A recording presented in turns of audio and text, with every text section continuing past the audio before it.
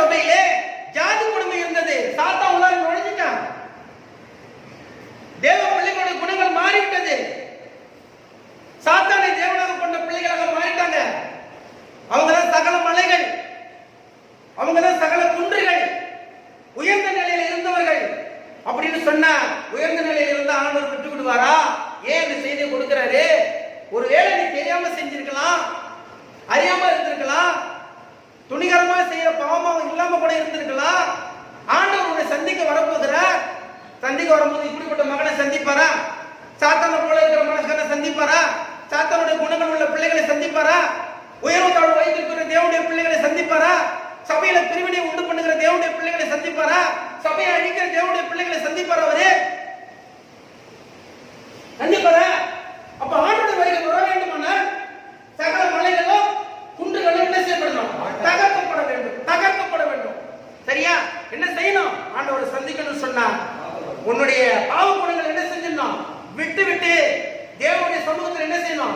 சரணடைய வேண்டும், சரணடைய வேண்டும், பாவ அறிக்கையிட வேண்டும், பாவ பரிகாரம் செய்ய வேண்டும், தேவனுடைய சமூகத்தில் தலை வணங்க வேண்டும், முழங்கால் படியிட வேண்டும், பாவ நிவாரணம் படியிட வேண்டும், குற்ற நிவாரணம் படியிட வேண்டும், சமாதானம் படியிட வேண்டும், போஜனம் படியிட வேண்டும், தகனம் படியிட வேண்டும், உன் நிலை மாற்றப்பட வேண்டும், பரிசுத்த நிலையை அடைய வேண்டும். தேவனுடைய சந்திக்க வருகிறார். எடுக்கலாம். பாடம் என்ன படிக்கிறோம்? உன் தேவனை சந்திக்கும்படி ஆயத்தப்படு. பாடம் புரியுதுல்ல? அப்ப இரண்டாவது செய்தி படிக்கிறோம். சகல மலைகளும் குன்றுகளும் தகர்க்கப்பட வேண்டும். மூன்று பாத்தீங்களா? மூன்று என்னது? கோணலானவைகள். கோணலானவைகள் மனிதனுடைய இதயம் எப்படி இருக்கு?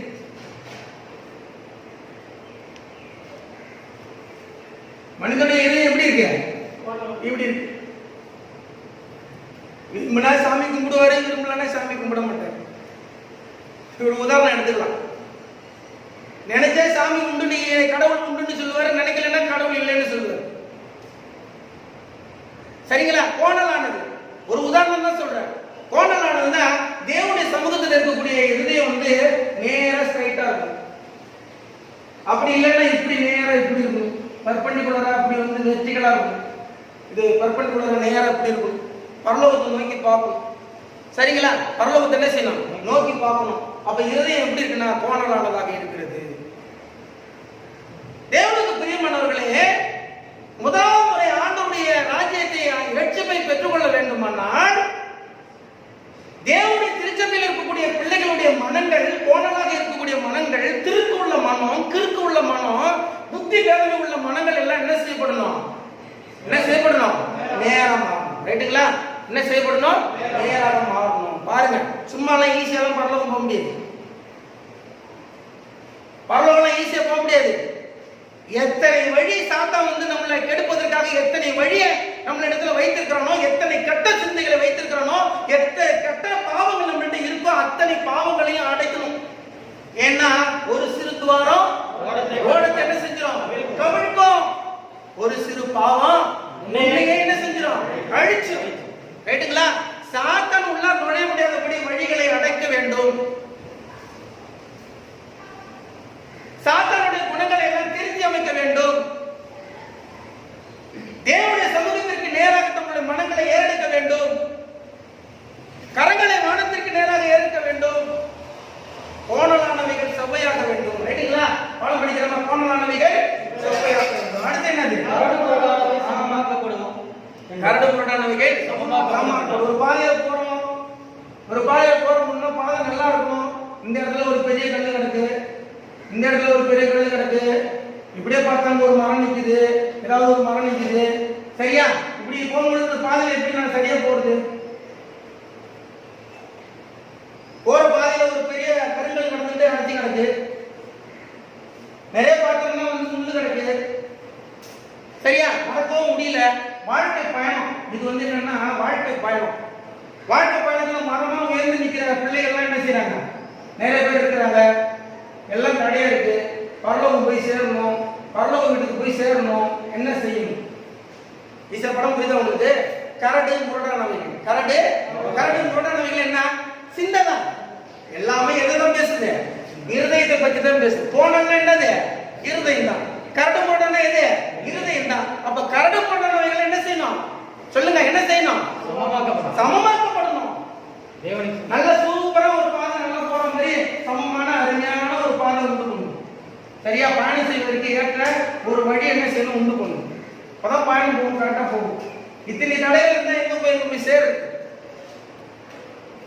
ஆண்டவரை சந்திப்பதற்கு தேவ பிள்ளைகள் என்று சொல்லிக் கொள்ளுகிற தேவனுடைய திருச்சபையில் இருக்கிற பிள்ளைகளுடைய மனங்கள் கரடாகவும் முரடாகவும் முரட்டாட்டமாகவும் கலகம் உள்ள சந்ததிகளாகவும் இருந்திருக்கிறார்கள். கரடு முரடானவர்கள் என்ன செய்யப்படணும்? சமமாக்கப்படணும். கரடு முரடானவர்கள் என்ன செய்யணும்? சமமாக்கப்படணும். இந்த ஊழியத்தை செய்வதற்காக தான் ஊழியக்காரனை ஆண்டவர் அனுப்புகிறார். ஒரு ஊழியம் இதான் முதல் நற்செய்தி. கேட்டீங்களா? முதல் நற்செய்தி என்னன்னு படிக்கிறோம். பாடம் புரியுதா? முதலாவது இந்த உலகத்திற்கு கொடுத்த நற்செய்தி எதுன்னு படிக்கிறோம். அந்த நற்செய்தி கொண்டு வந்தவர் யாரு? யோவான் ஸ்நானகன். அந்த நற்செய்தியை கொண்டு வந்தவர் யாரு? யோவான் ஸ்நானகன். சரிங்களா? நல்லா கவனிக்கணும். பாடம் புரியுதா உங்களுக்கு? சொல்லுங்க. பள்ளங்கள் எல்லாம் உயர்த்தப்பட வேண்டும். சகல மலைகளும் குன்றுகளும் தாழ்த்தப்பட வேண்டும். கோணலானது செவ்வையாக்கப்படணும். கரடு முரடானது அப்படின்னா இது எல்லாம் எதுன்னு சொன்னா திருச்சபைன்னு சொன்னோமா? தேவ பிள்ளைகள் சொன்னோமா? அப்ப தேவனை சந்திப்பதற்காக காத்து கொண்டிருக்கிற தேவனுடைய பிள்ளைகளுடைய திருச்சபையில எந்த குற்றம் என்ன செய்யக்கூடாது? இருக்கக்கூடாது. இந்த வசனத்தை நம்ம பழைய ஏற்பாட்டில் படிக்கிறோம்னா இதே வசனத்தை எபேசியர் புத்தகத்தில் படிக்கலாமா? ஒரு தடவை எடுத்து படிக்கலாமா? எபேசியர் புத்தகம் 5வது அதிகாரம் 26வது வசனத்தை படிங்க. எபேசியர் 5:26. தாம் அதை திருவசனத்தை கொண்டு தண்ணீர் முழுக்கினால் சுத்திகரித்து பரிசுத்தமாக்குகிறதற்கும் கரைதரை முதலானவைகள் ஒன்றும் இல்லாமல் பரிசுத்தமும் பிழையற்றதுமான மகிமையுள்ள சபையாக அதை தமக்கு முன் நிறுத்திக் கொள்வதற்கும் நம்மை தாமே என்ன செஞ்சாரு? அதற்கு ஒப்பு கொடுக்க. புரியுதா? செய்தி புரியுதா? அப்ப சபைனா எப்படி எதிர்பார்க்கிறாரு? ஏன்னா ஒரு சின்ன கோணம் இருந்தா கூட ஆண்டவருக்கு நடக்காது. அது பழுதற்ற தேவ ஆட்டுக்குட்டி. தேவனுடைய திருச்சபையில் இருக்கிறதெல்லாம் பழுதற்ற தேவ ஆட்டுக்குட்டியாக என்ன செய்யணும்? இருக்கணும். அப்ப சபையை அவர் எப்படி எதிர்பார்க்கிறாருங்கிறத தெரிஞ்சுக்கிட்டோம்னா நம்ம அழகா பண்ணலாம். புறஜாதிகளாக இருந்த நம்மளை ஆண்டவர் அழைத்து வேத வசனங்களை தந்து இந்த உலகத்திலே நம்முடைய பாவங்களை எல்லாம் மன்னித்து முதலாம் வருகையை அறிவித்த இஸ்ரவேல் ஜனங்களுக்கு ஒப்பாக நம்மளை கொண்டு வந்து உயர்த்தி வச்சிருக்கிறார். இப்ப இஸ்ரவேல் ஜனங்கள் செய்த ஊழியத்தை யார் செய்யணும்? நம்ம செய்யணும். அப்படின்னா இஸ்ரவேல் ஜனங்கள் எப்படி ஊழியம் செய்தார்கள்? ஆண்டவருடைய வருகைக்கு முன்னாடி அவருடைய நிலை எப்படிப்பட்டது இருந்தது?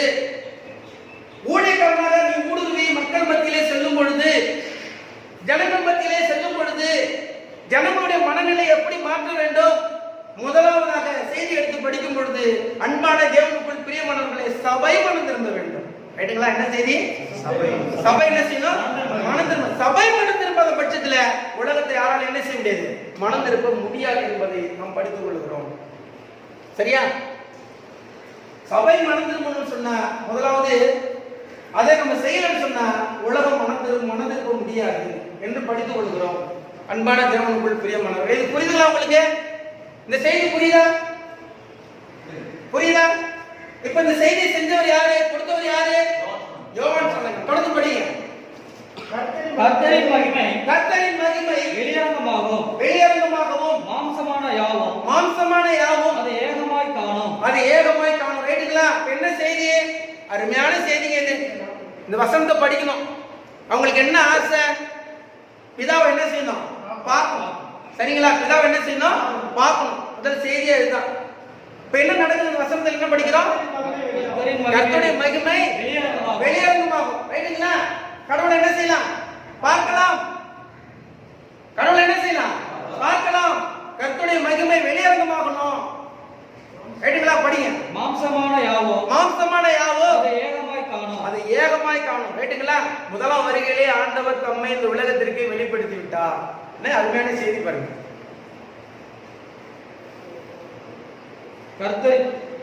கர்த்தரின் வாக்கு அதை உரைத்தது என்றும் வனாந்தரத்திலே கூப்பிடுகிற சத்தம் உண்டாயிற்று. வனாந்தரத்திலே கூப்பிடுகிறவனுடைய சத்தம் உண்டாயிற்று. எங்க இருந்து கூப்பிட்டாரு? வனாந்தரத்திலிருந்து கூப்பிட்டாரு. எதை கூப்பிட்டாரு? சபையை கூப்பிட்டாரு. யோவான் சொன்னது எங்க தங்கி இருந்தாரு? வனாந்தரத்துல தங்கி இருந்தாரு. காரணம் என்ன? தேவனுடைய ராஜ்யத்திலே, தேவனுடைய ஆலயத்திலே, தேவன் இருக்கிற எருசலேம் மக்கள் எப்படி இருந்தாங்க? மோசமானவங்களா இருந்தாங்க. அங்க இருந்தா அவரை எடுக்கல. சரிங்களா? அந்த எடுத்தாலும் எங்க வளர்த்தாரு? அவரை வனாந்தரத்துல வளர்த்தாரு. வனாந்தரத்துல இருந்து என்ன செஞ்சாரு? கூப்பிட்டார். வனாந்தரத்துல என்ன செஞ்சாரு? கூப்பிட்டார். படிங்க. பின்னும் கூப்பிட்டு சொல் என்று ஒரு சத்தம் உண்டாயிற்று. எண்ணத்தை கூப்பிட்டு சொல்வேன் என்று அதற்கு மாம்சம் எல்லாம், கவனிங்க, அதற்கு மாம்சம் எல்லாம் புல்லை போலவோ அதன் மேன்மை எல்லாம் வெளியின் பூவை போலவும் இருக்கிறது. கவனிக்கணும். இந்த செய்தியை கொடுத்தாங்க. கவனிங்க, சரியா கவனிக்க மாட்டேங்கிறீங்க. இந்த செய்தியை கொடுத்தாங்க. செய்தியை கொடுத்துட்டு இங்க ஒரு எச்சரிக்கை செய்தி ஒன்று என்ன செய்யப்படுகிறது? கொடுக்கப்படுகிறது. நீ இந்த செய்தியை கேட்டு மனம் திரும்பவில்லை என்றால், இது வசனத்தை நல்லா படிச்சு பார்க்கணும். சரியா? மனம் திரும்பலன்னா உன் நிலை என்னவாக மாற்றப்படும்? ஏன்னா கர்த்தருடைய மகிமை என்ன செய்ய போகுது? வெளியரங்கமாக போகிறது. முகமுகமாக கர்த்தரை பார்க்க போகிறோம். சரிங்களா? அப்படி பார்க்கிற தேவனுடைய பிள்ளைகள் எப்படி இருக்கணும் அப்படின்னு சொன்னா, நீ ஆண்டவருடைய நற்செய்திக்கு, ரைட்டுங்களா, ஆண்டவர் சொல்லுகிற நற்செய்திக்கு, ஆண்டவர் கொடுக்கிற ஆலோசனைக்கு கீழ்ப்படியாத பட்சத்துல தேவனுடைய திருச்சபையில் இருக்கக்கூடிய தேவ பிள்ளைகளாக இருக்கட்டும், யாரோ இருந்தாலும் சரிதான், அவங்கள மாம்சம், ரைட்டுங்களா, ஓமே சொல்றாரு, மாம்சம் எல்லாம் புல்லை போலவும். மாம்சம் எல்லாம் எப்படி இருக்கா? புல்லை போலவும். புல்லு வளராம இருக்குமா? அதன் மேன்மை வெளியின் பூவை போல இருக்கிறது. சரியா? யூத சபை எப்படி இருந்திருக்கு? ஆமா, புல்லை போலவும். அதோட மேன்மை என்ன இருந்திருக்கு? பூ போல இருந்திருக்கு. பூ என்ன செய்யும்? காலையில பூக்கும், சாயங்காலம் உதிர்ந்துடும். ஆமா, காலையில பூத்து சாயங்காலம் உதிர்றதுக்கு இதுக்கு என்ன பெரிய ஒரு பயங்கரமான கெப்பாசிட்டி? அப்ப என்ன இருக்கிறாங்கன்னா, இந்த குணத்துல இருக்கிறவங்க தன்னை குறித்து அறியாதவர்களாக காணப்படுகிறார்கள். நான் யாரு? இந்த பாடத்தை எடுத்து படிக்கும் பொழுது என்ன செய்தி ஆண்டவர் கொடுக்கிறாருன்னா, செய்தி கொடுக்க பண்ணி மாம்சம்பா, உன் மகிமை எல்லாம் புல்லு மேல இருக்கிற பூ போல இருக்கு. அந்த ஊழியத்தை செய்யக்கூடிய தேவனுடைய பிள்ளைகள் முதலாவது தன்னை குறித்து அறிந்திருக்க வேண்டும். தேவனுடைய திருச்சபை தன் நிலையை அறிந்திருக்க வேண்டும். நீ ஒன்றும் பெரிய மலை கிடையாது, நீ ஒன்றும் பெரிய குன்று கிடையாது, நீ ஒன்றும் பயங்கரமான ஆள் கிடையாது. நீ மாம்சம். நீ யாரு? மாம்சம். நீ யாரு? புல்லை போல இருக்கிறாய். உன் மகிமை எப்படி இருக்கு? உன் படிப்பு எப்படி இருக்கு? உன் உயரம் எப்படி இருக்கு? உன் பக்தி எப்படி இருக்கு? புல்லின் மேல் இருக்கிற பூவை போல காணப்படுகிறது. அதை உணராம இருந்த நம்மளோட நிலைமை என்ன? அதுக்காக அந்த செய்தியை கொடுக்கும் போது இரண்டாம் வருகைக்காக போகிற பிள்ளைகளுடைய நிலையை நம்ம கவனித்து படிக்க வேண்டும். படிங்க. கர்த்தரின் ஆவி அதன் மேல் ஊதும் போது புல் உலர்ந்து பூ உதிரும். ஜனமே புல். ரைட்டுங்களா? சொல்லிட்டாரா? யார் புல்லு? ஜனமே புல். இது பார்க்கறதுக்கு நம்ம எப்படி எடுத்துக்கிறோம்? ஒரு புல்லு, ஒரு பூவு உதிர்ந்து போகும் அப்படின்னு எடுத்துக்கிறோம். இல்லைங்க, அது நீ ஆண்டுடைய வார்த்தைக்கு கீழ்ப்படியலன்னா புல்லுடைய வாழ்க்கை எப்படி அழியுமோ, புல்லு எப்படி ஒண்ணுமே இல்லையோ, புல்லு எப்படி தேவனுடைய பார்வையில மகிமை அடைந்த பிறகு ஒண்ணும் இல்லாம போகிறதோ, அது போல தேவனுடைய கரத்தை உன்னிடத்திலிருந்து எடுத்து விட்டால், தேவனுடைய அன்பு உன்னை விட்டு பிரிந்து விட்டால், தேவனுடைய மகிமை உன்னை விட்டு பிரிந்து விட்டால், தேவனுடைய மகிமை சபையை விட்டு பிரிந்து விட்டால், சபையினுடைய நிலை எப்படி இருக்குமா? ஒண்ணுமே இல்லாத மகிமை இழந்த புல்லை போல, பூவை இழந்த புல்லை போல மாறிவிடும்.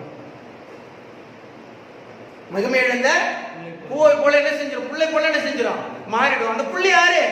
தேவ ஜனங்கள் தான் அந்த புள்ளி என்று ஆண்டவர் தெளிவாக சொல்லுகிறார். அதனால முதலாம் வருகையை பத்தி சொல்லும் பொழுது நீ இதெல்லாம் சொல்றாரு, ஒழுங்கா கேட்டுட்டு என்ன செஞ்சணும்? மனம் திரும்பிடணும். ஆனா ஊழியம் பெருசு. தேவனுடைய திருச்சபை, ஊழியம் செய்ய வேண்டிய திருச்சபையே இத்தனை விதமாக பாதிக்கப்பட்ட நிலையில் இருக்கிறது.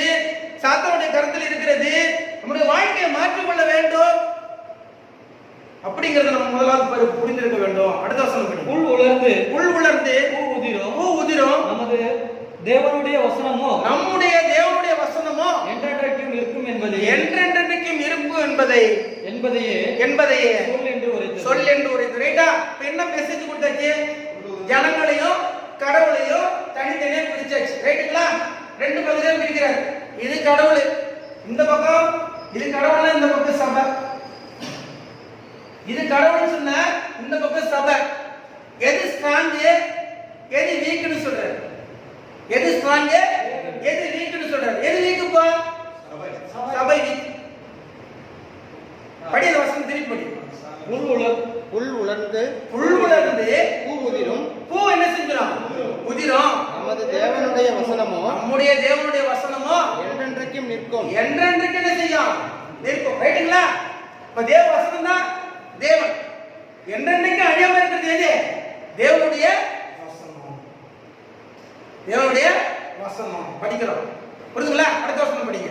சீயோன் என்னும் சுவிசேஷியே சீயோன் என்னும் சுவிசேஷியே நீ உயர்ந்த பர்வதத்தில் ஏறு. எருசலேம் என்னும் சுவிசேஷியே நீ உரத்த சத்தமிட்டு கூப்பிடு. பயப்படாமல் சத்தமிட்டு யூதா பட்டணங்களை நோக்கி இதோ உங்கள் தேவன் என்று கூறு. ரைட்டுங்களா? கரெக்டா படிச்சுட்டோமா? எது கெட்டு போயிருக்கு? தேவனுடைய திருச்சபை கெட்டு போயிருக்கு. முதலாவர்கள் எது கெட்டு போயிருந்தது? தேவனுடைய திருச்சபை கெட்டு போயிருக்கு. தேவனுடைய திருச்சபை கெட்டு போயிருந்ததுனால நம்ம ஆண்டவராக இயேசு கிறிஸ்து கல்வாரியில் வச்சு அடிச்சாங்க.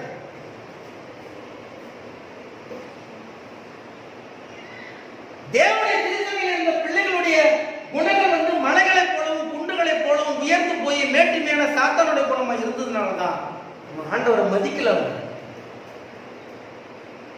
அப்படின்னா இந்த ஊழியத்தை செய்யணும்னு சொன்னா நீ எங்க செய்ய? உயர்ந்த மலையில மேல ஏறி எதுக்கும் பயப்படாம என்ன செய்ய? சத்தம் போடு. ரைட்டுங்களா? எதுக்கும் பயப்படாம என்ன செய்ய? சத்தம் போடு. ஆண்டவருடைய பிள்ளைகளுக்கு என்ன செய்யக்கூடாது? பயப்படுகிற ஆள் வரக்கூடாது. தேவனுடைய பிள்ளைகள் பயப்படக்கூடாது. இதோ ஒரு தேவன் சொல்லு.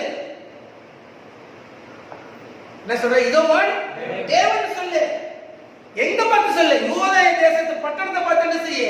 சொல்லு. அப்படிங்கிற காரியத்தை படிக்கிறோம். அன்பான தேவனுக்குள் பிரியமானவர்களே, கிறிஸ்துவுக்குள் பிரியமானவர்களே, இந்த இரண்டாம் வருகையினுடைய காரியத்தை நம்ம சொல்ல வேண்டுமானால் சரிங்களா? நம்ம எத்தனை பிரிச்சோம்? நற்செய்தி எத்தனை நற்செய்தி இருக்கிறது?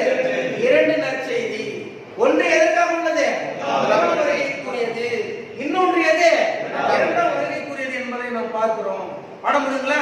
அப்போ நம்ம முதலாவது இரண்டாம் வருகைக்கு நம்ம நற்செய்தி ஊழியத்தை செய்ய வேண்டுமானால் கடைசி காலத்திலே வாழ்ந்து கொண்டிருக்கிற தேவனுடைய பிள்ளைகள், தேவனுடைய திருச்சபை எப்படி இருக்க வேண்டும் என்ற மாதிரியை நம்ம என்ன செய்யணும்? கற்றுக்கொள்ள வேண்டும். சரிங்களா? ஆண்டவரை பார்க்க முடியாம போனாங்க. நேரடியா என்ன வசனம் படிச்சோம்? கர்த்தருடைய மகிமை வெளியேறணும். ரைட்டுங்களா? இதே ஒரு முக்கியமான பகுதி எல்லாம் கவனிங்க. கர்த்தருடைய மகிமை வெளியேறணும். மகிமை நீ மகிமையை தான் பார்த்துக்கிட்டு இருந்த, ஆனா நிச்சயமாவே தேவன் என்ன செய்ய போறாரு? நேரம் வெளிப்பட போகிறார். மாம்சத்திலே வெளிப்பட போகிறார். அப்படி மாம்சத்திலே வெளிப்பட்டப்பட்ட அந்த தேவனை அந்த யூத மார்க்கம் என்ன செஞ்சது? அசட்டை செய்தது. என்ன செஞ்சது? அசட்டை செய்தது. ஒரு குற்றவாளியை போல பார்த்தது. ஒரு பாவம் செய்த மனிதனை போல பார்த்தது. சரிங்களா? அவரை தேவனுடைய வசனத்தை, வேதத்தை கற்றிருந்தோம், தீர்க்க தரிசனத்தை பெற்றிருந்தோம். நல்லா புரிஞ்சுங்களா?